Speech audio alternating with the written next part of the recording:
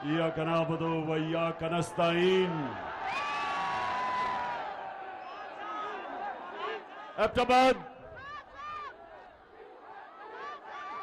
एबटाबाद इस शानदार और जुनूनी इस्तकबाल का दिल से आपका शुक्रिया अदा करता हूं। बहुत बहुत शुक्रिया। मैं आज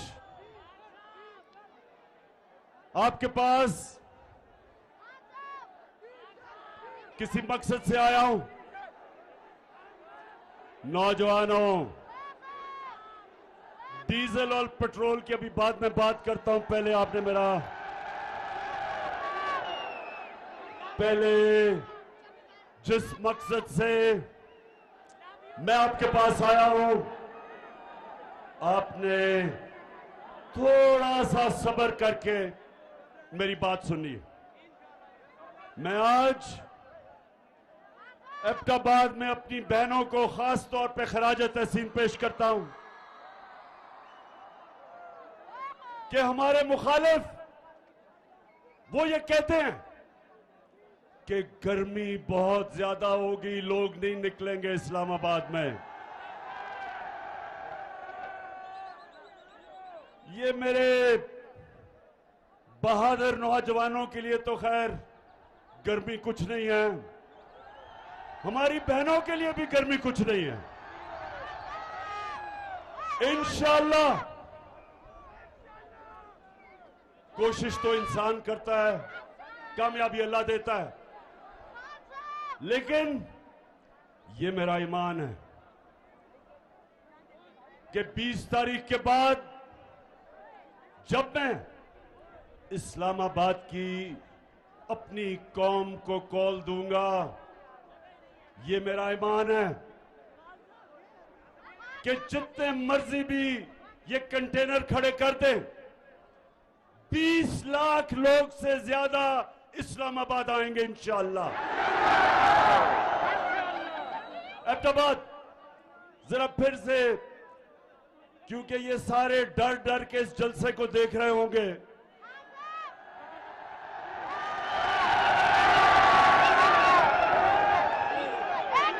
तो ये रहा कि आपकी तादाद कितनी ज्यादा और जिस तरह गर्मी में जुड़ के आप सब खड़े हैं, लेकिन दूसरा जो इनको खौफ है वो आपके जुनून का खौफ है। इस्लामाबाद में एक इंसानों का जुनून आने वाला है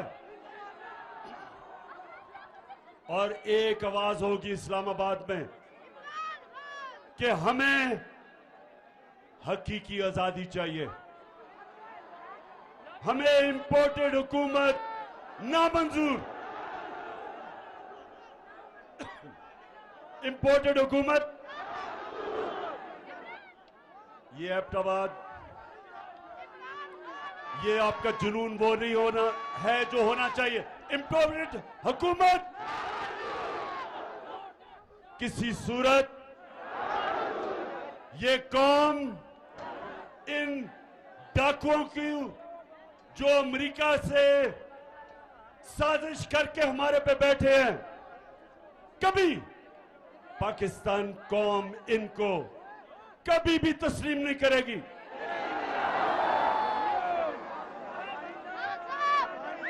एबटाबाद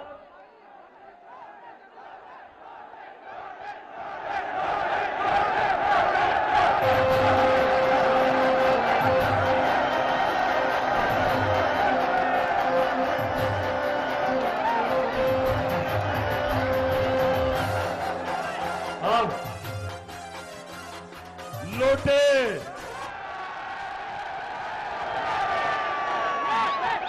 जहां तक मेरी गिनती है, पख्तूनख्वा में से तो सिर्फ एक लोटा निकला है,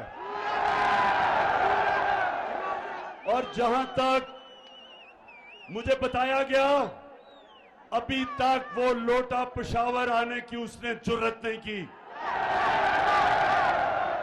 इंशाअल्लाह जिधर भी ये लौटे जाएंगे पाकिस्तान में, जिधर भी जाएंगे इनको 2 नारे लगेंगे। 2 नारे क्या हैं?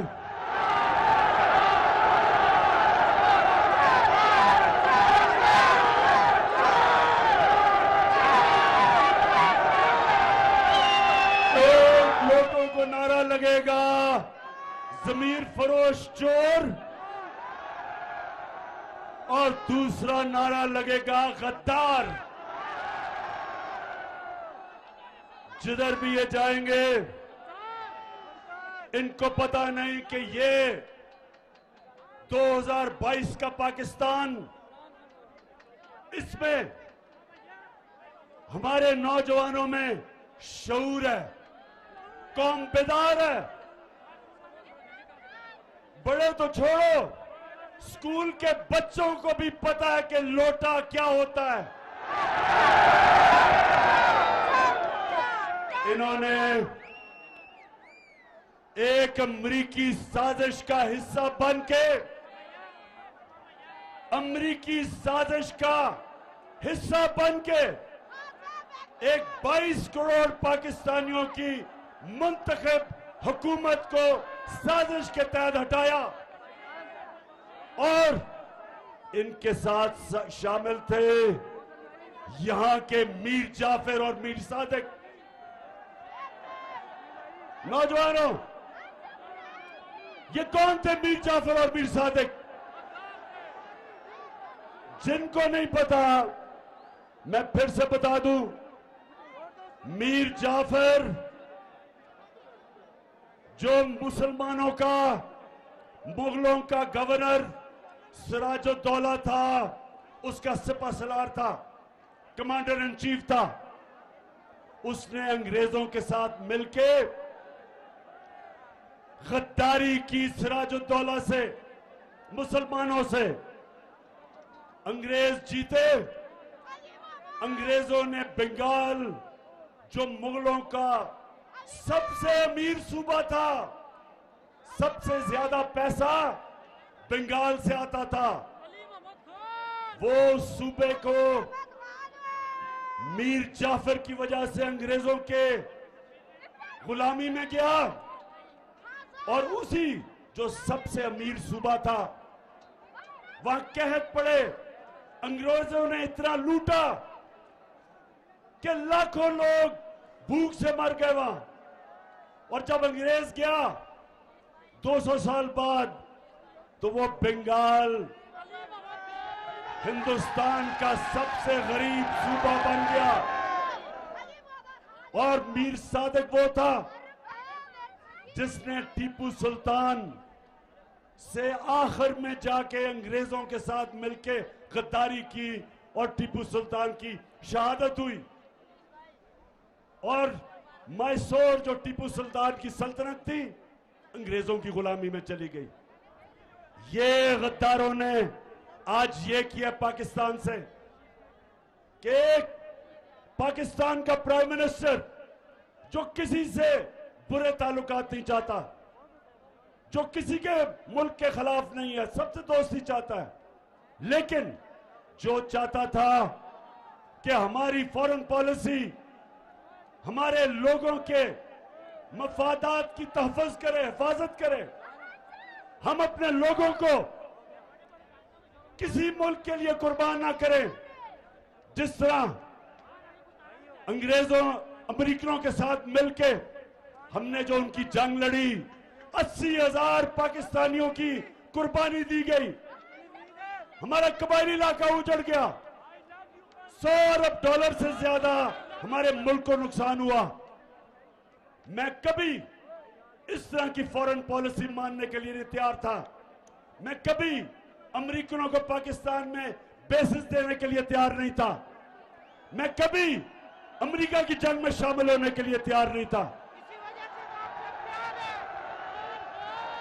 मैं रूस से, अगर मैं रूस गया तो मैं चाहता था, और हमारी बात चल रही थी रूस से, कि 30% कम कीमत पे रूस हमें तेल दे ताकि मैं अपने लोगों के लिए पेट्रोल और फजल रहमान को सस्ता करूं।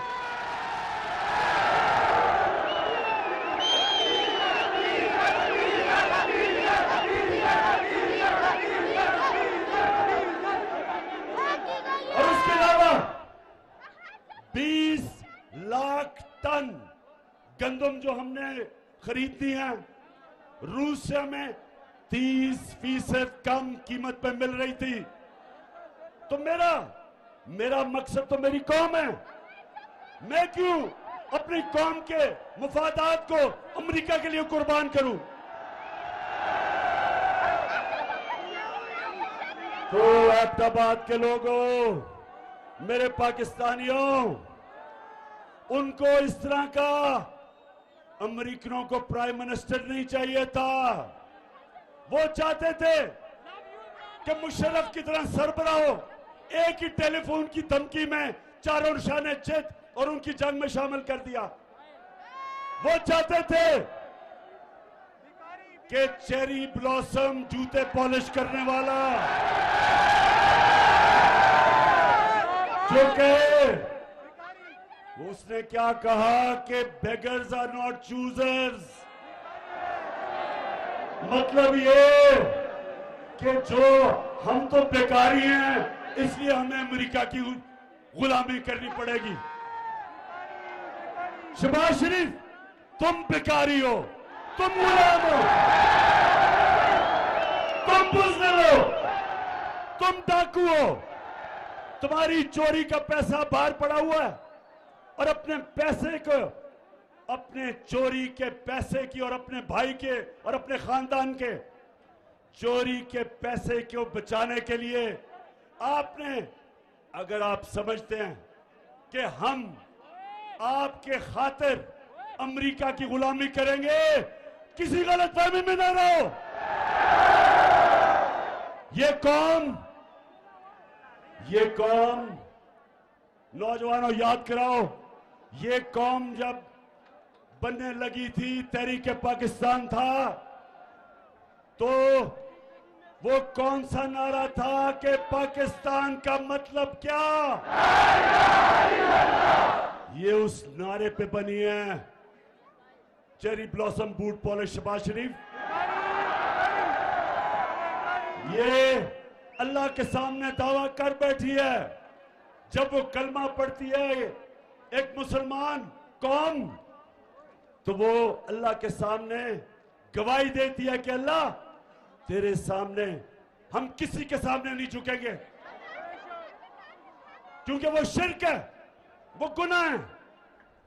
हम अपने अल्लाह, हम सिर्फ अल्लाह की इबादत करते हैं और उससे मदद मांगते हैं। हम ना किसी सुपर पावर को मांगते हैं। हमारा जो लीडर दुनिया की तारीख का सबसे अजीम लीडर ना आया है, उससे पहले ना आ सकता है, हमारे नबी सल्लल्लाहु अलैहि वसल्लम। हम तो उनकी उम्मत हैं, हम तो उनकी उम्मत हैं। और उन्होंने ये कहा था कि इस्लाम मुसलमानों को गैरत देता है, ला इलाहा इल्लल्लाह इंसान को गैरत देता है। हम किसी के जूते पॉलिश करने वाले नहीं हैं। और इंशाअल्लाह इस्लामाबाद में 20 के बाद जब मैं कॉल दूंगा, तो सारी कौम इस्लामाबाद पहुंच के एक पैगाम देगी, एक ही पैगाम देगी, एक ही पैगाम देगी कि इंपोर्टेड हुकूमत नामंजूर।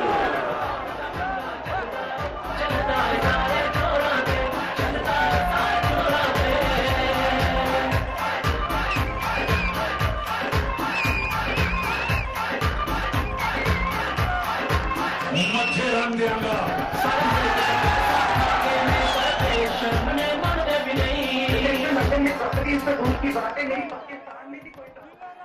हाँ, कहती मोहतरमा फरमाती है कि लंदन तो छोड़ो, पाकिस्तान में भी कोई प्रॉपर्टी नहीं है। मैंने वैसे जो शरीफ खानदान ने झूठ बोले हैं मैंने कभी किसी को ऐसे झूठ बोलते नहीं देखा। तो अच्छा, अब नौजवानों, बाशऊर नौजवानों, दिलेर नौजवानों और मेरी बहनों, सुनो जरा। मैं आज अपने मीडिया से एक सवाल पूछता हूं। ये जब से इंपोर्टेड हुकूमत आई है, सारी चीजों की कीमतें ऊपर चली गई है। तो मैं अपने मीडिया से पूछता हूं कि कितनी दफा आप माइक लेके दुकानों में और बाजारों में जाके पूछा कि महंगाई है या नहीं है? हमारी बारी तो 4 रुपए टमाटर पड़ते था तो सारे बाजारों में फिरने शुरू हो जाते थे कि जी कितना नया पाकिस्तान। तो मैं चाहता हूं कि हमारा मीडिया हमारे से जो कर गया, और ठीक है मीडिया को करना चाहिए, मीडिया का काम है तनकीद करना, लेकिन ये जो अब इंपोर्टेड हुकूमत आई है, अब तो मुझे माइक नहीं नजर आ रहा कहीं जाते हुए। अब तो मीडिया के मेरे बड़े बड़े जबरदस्त मीडिया के हमारे लोग हैं, तो मैं जरा आज आपसे दरख्वास्त करता हूं कि खुदा के वास्ते जरा माइक लेके दुकानों में तो जाएं, बाजारों में जाएं, नौजवानों के पास जाएं। घी की कीमत पूछ लें कि घी कितना है, पूछे तो सही कीमतें किधर गई हैं, बिजली कितनी है, और अभी डीजल और पेट्रोल कितना है, पूछे तो सही लोगों से।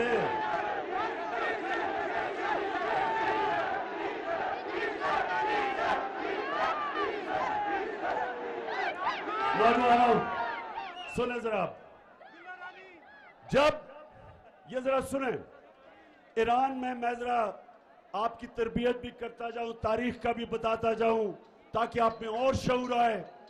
सोशल मीडिया ने वैसे ही आप पे शऊर पैदा कर दिया। ईरान में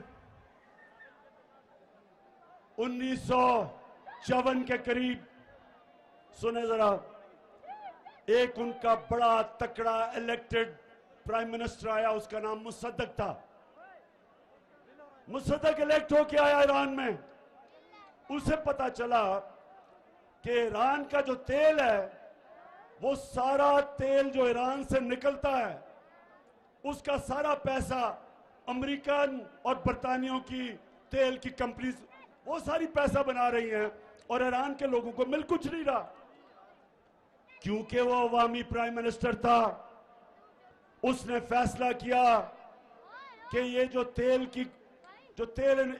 ईरान से निकाल रही हैं, उनको वो नेशनलाइज करेगा, ताकि पैसा नफा ईरान के लोगों को मिले, बजाय बरतानिया और अमेरिकन कंपनीज।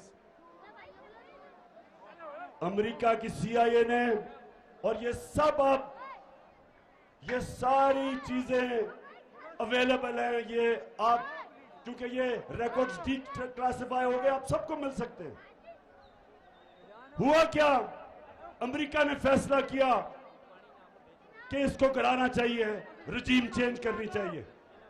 उन्होंने सबसे पहले चीज क्या की, उन्होंने मीडिया के ऊपर पैसा खिलाया, मीडिया को पैसा दिया कि टमाटर महंगे हो गए, प्याज महंगे हो गए। उसके खिलाफ, मुसद्दक के खिलाफ, पब्लिक को उसके खिलाफ करने के लिए मीडिया को उठाया। फिर उसके अंदर, उसकी पार्टी के अंदर जो सियासतदान थे, उनको लोटा बनाने की कोशिश की, पैसा चलाया। और फिर उन्होंने जो ऑपोजिशन पार्टीज थी, उन ऑपोजिशन पार्टीज को कहा कि इनके खिलाफ मुजाहरे करो। आपने देखा ही होगा, कभी डीजल कह रहे लॉन्ग मार्च करूंगा, और कभी ना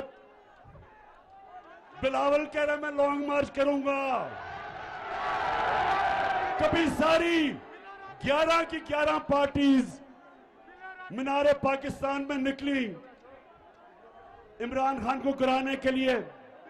ये ईरान में भी यही हुआ और आखिर में फिर साजिश के बाद मुदाखलत हुई और प्राइम मिनिस्टर मुसद्दक को हटाया गया।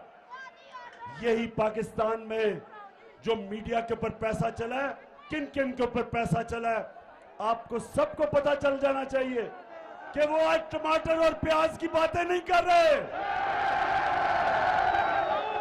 वो आज बिजली की कीमत जो बढ़ी है बातें नहीं कर रहे।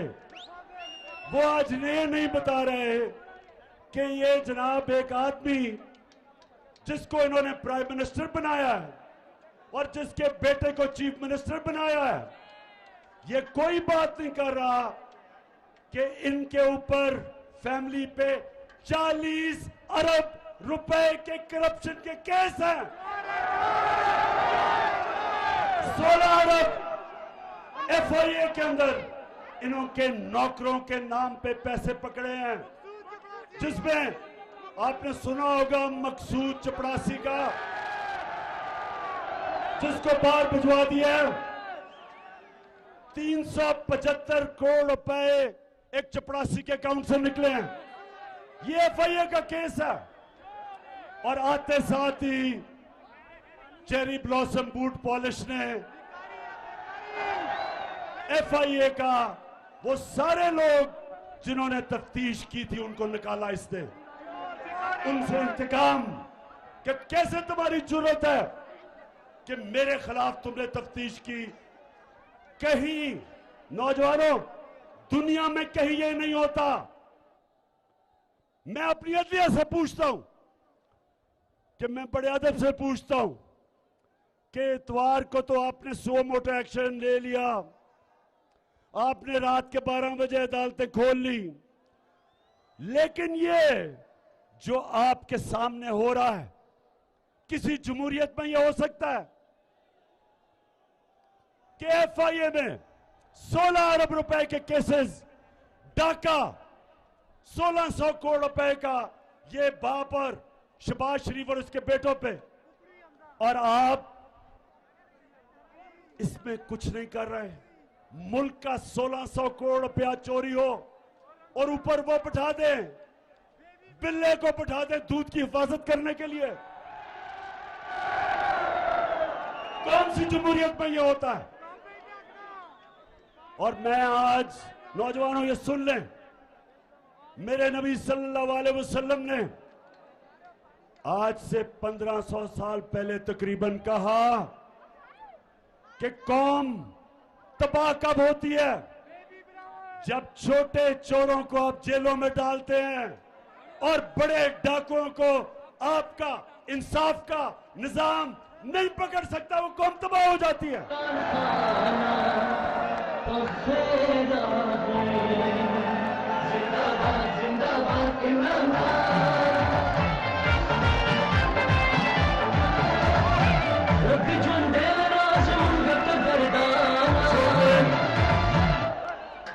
अब देखें, अब जरा नौजवानों जरा सुने, हमारे नबी सल्लल्लाहु अलैहि वसल्लम जिन्होंने मदीना की रियासत बना के एक ऐसी मिसाली रियासत बनाई कि कई सौ सदियों तक, कई सौ साल तक मुसलमान दुनिया की इमामत की उन्होंने, तो उन्होंने जब ये कहा कि छोटे चोरों को जब जेल में डालते हो और बड़े डाकुओं को आपका निजाम नहीं पकड़ सकता, कौम तबाह हो जाती है। छोटे चोर साइकिल चोरी करेगा, भैंस चोरी करेगा, मोटरसाइकिल चोरी करेगा, हाँ मुल्क में तो मुश्किल पड़ेगी, लेकिन कौम नहीं तबाह होगी। कौम तब तबाह होगी जब अरबों रुपया मुल्क से चोरी करके, और जब आप अरबों रुपया चोरी करते हैं आप बिस्तर के नीचे नहीं रख सकते, आप बैंक में नहीं डाल सकते, आपको मुल्क से बाहर भेजना पड़ता है। और जब अब मुल्क से पैसा बाहर भेजते हैं, डॉलर लेते हैं, जब डॉलर खरीद के मुल्क से पैसा बाहर भेजते हैं, डॉलर की कमी होती है। जब डॉलर कम होता है तो रुपया गिर जाता है, डॉलर ऊपर चला जाता है, रुपया नीचे। जब रुपया गिरता है, और जैसे ये आए हैं रुपया गिरना शुरू हो गया। जब रुपया गिरता है नौजवानों, तो महंगाई होती है, सब चीज महंगी हो जाती है, गुर्बत होती है, मुल्क तबाही की तरफ चला जाता है। आज एक एक दुनिया में मुल्क जो गरीब है, उन सारे मुल्कों पे एक चीज है, उनके पैसे वाले लोग पैसा चोरी करके मुल्क से बाहर लेके जाते हैं और उनका इंसाफ का निजाम उनको नहीं पकड़ सकता।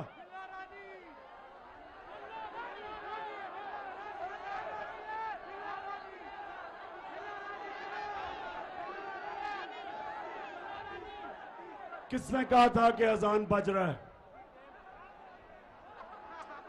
अजान के 2 मिनट सांस ले लो।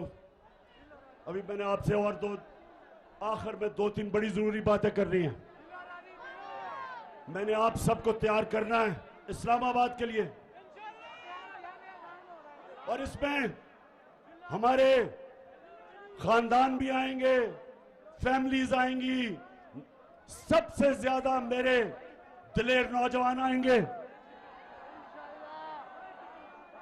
और पख्तूनख्वा, क्योंकि आप इस्लामाबाद के सबसे करीब हैं, तो मुझे सबसे ज्यादा मैं पख्तूनख्वा के लोगों को वहां देखना चाहता हूं। और मेरे लिए नहीं आना आपने अपनी हकीकी आजादी की जंग लड़ने आना है। आपने कायदे आजम का पाकिस्तान बनाने आना है।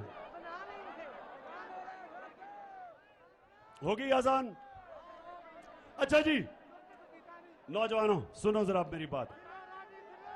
अब मैं अपनी बात की खत्म करने की तरफ जा रहा हूं। देखें, हमारा मुल्क बना था,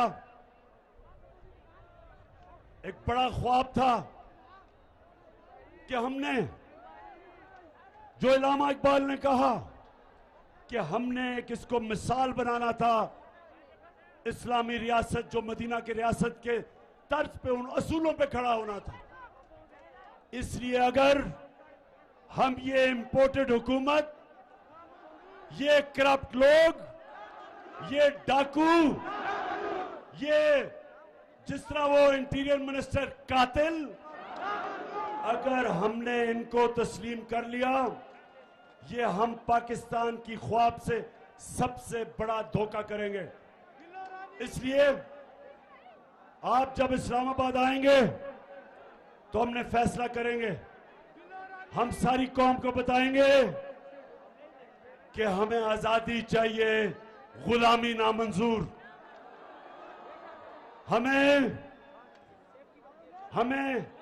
राय हक चाहिए, हम अमर बिल मारूफ पे चलने वाले हैं।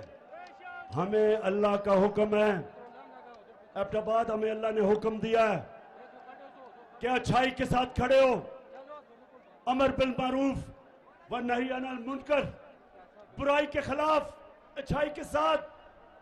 जो मैं बार बार कहता हूं, न्यूट्रल न्यूट्रल बनने की अल्लाह ने हमें इजाजत नहीं दी। हम अच्छाई का साथ दें, राय हक पे चले, इंसाफ के लिए खड़े हों, लेकिन अल्लाह ने हमें ये इजाजत नहीं दी कि मैं कहूं ना मैं तीतर हूं ना मैं बटेर हूं, मैं तो न्यूट्रल हूं। मैं बार बार कहता हूं, न्यूट्रल सिर्फ जानवर होते हैं, इंसान को तो अल्लाह को जवाब देना होता है। उसने तो दुनिया में भेजा है और उसने आपको कहा है कि आखिरत में मैं तुम्हारे से जवाब लूंगा। क्या तुम राय हक पे चले? क्या तुम इंसाफ के साथ खड़े हुए? क्या तुमने जुल्म का मुकाबला किया? क्या तुमने नाइंसाफी के खिलाफ जिहाद की? क्या तुमने अपनी आजादी के लिए, क्योंकि अल्लाह ने तो आपको ला इलाहा इल्लल्लाह के बाद आजाद कर दिया, क्या आपने एक इंपोर्टेड हुकूमत के खिलाफ जदोजहद की? पूछेगा अल्लाह आपसे। आप ये नहीं कह सकेंगे नहीं जी मैं तो न्यूट्रल हूं। आपको उसने ये इजाजत नहीं दी। जानवरों को आप देखते हैं प्रोग्राम्स में, बड़ा शेर आके किसी हिरन या किसी जानवर को पकड़ लेता है, कोई उसको बचाने नहीं आता क्योंकि वो न्यूट्रल है सारे। इंसान को उसने इजाजत नहीं दी। इंसान को उसने कहा है आप जालिम के खिलाफ खड़े हो, मजलूम के साथ खड़े हो, आप सच के साथ खड़े हो, झूठ के खिलाफ खड़े हो, आप अच्छाई के साथ खड़े हो और बुराई के खिलाफ जहाद करें। आप कभी भी जब आप तस्लीम करेंगे कि 60% कैबिनेट जमानत पे है, प्राइम मिनिस्टर जमानत पे है, चीफ मिनिस्टर पंजाब जमानत पे है, बाप बेटे के अलावा नून लीग को कोई मिलता नहीं है, उधर आसिफ जरदारी जमानत में है, उसकी राना सनाउल्लाह जमानत पे है।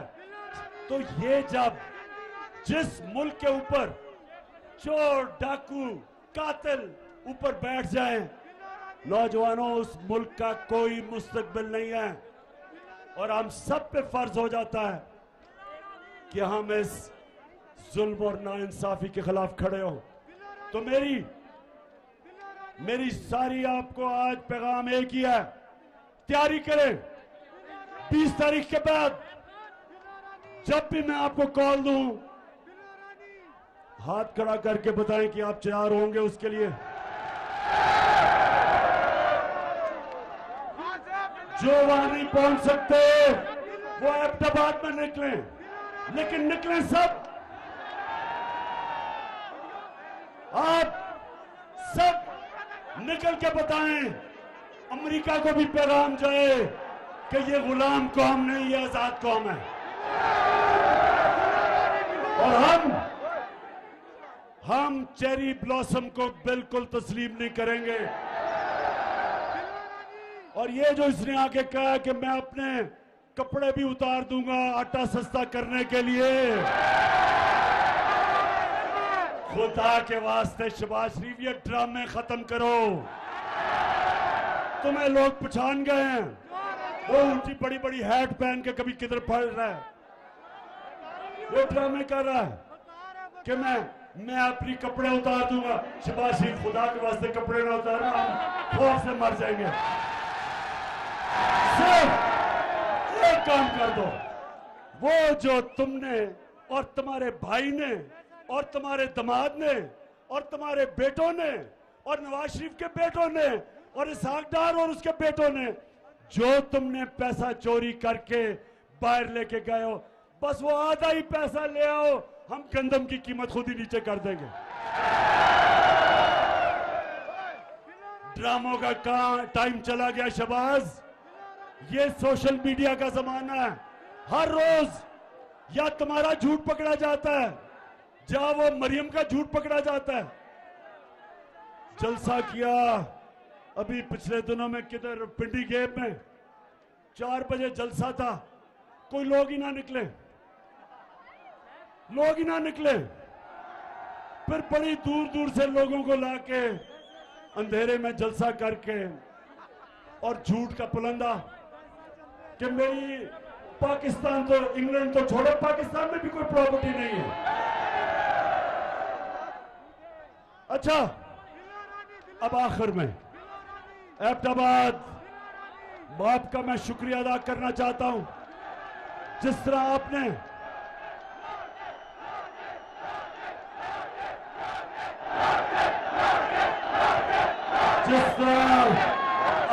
हमें इलेक्शन जताई, शिकस्त दी।